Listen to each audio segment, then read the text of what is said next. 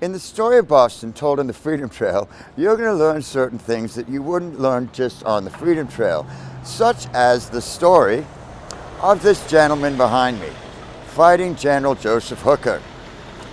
General Joe Hooker, very well known for having won merely one battle during the Civil War.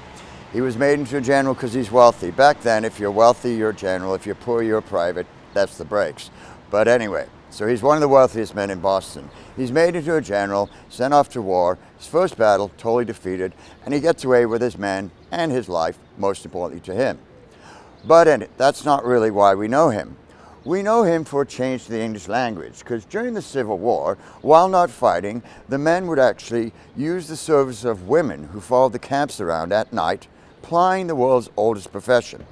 Now, obviously, it's an officer's job to say, not quite here, but maybe back at the brothel, and kick them out of the camp. However, legend has it, Hooker does nothing. He let them run wild through his camp, plying their trade, making their money, and leaving at dawn.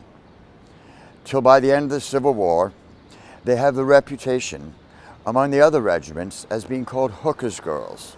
From that, we get a word in the English language that we all know nowadays for the world's oldest profession. Now, one might say, why does he have a statue in front of our State House if he renamed the world's oldest profession as his greatest accomplishment?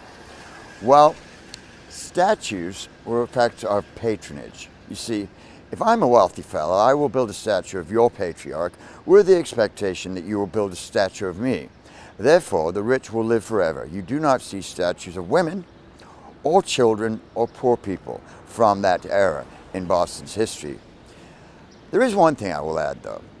There have been many, many arguments over that word, to the fact that MIT even has a symposium to find out. I love the idea, MIT, this highfalutin university, having a symposium on the word hooker, to find out that it's actually found in London, 1846, first time. It was a Fagin-like character who would just nick a pocket watch off a chain, just hook it.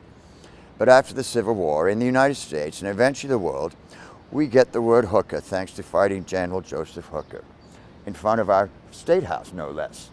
Now, this is both a beautiful and important statue.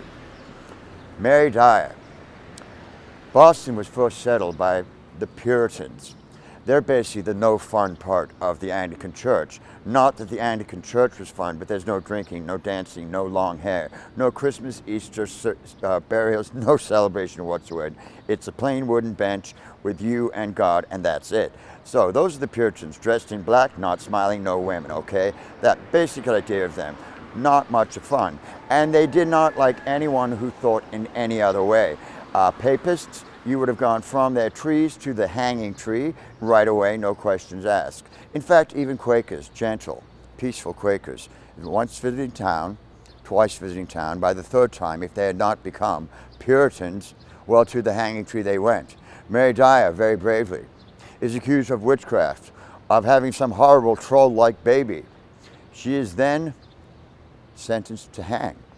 She actually steps up to the crowd and says, so I paraphrase, I mean, I wasn't there, but the thing is, she says something on the lines of, I would rather hang than change my beliefs. Oh, they oblige her, they do hang her, yet the state of Massachusetts recognizes that was a religious murder, and we erect this statue in 1960, and this statue stands not only for Mary Dyer, but for religious liberty in Massachusetts forever.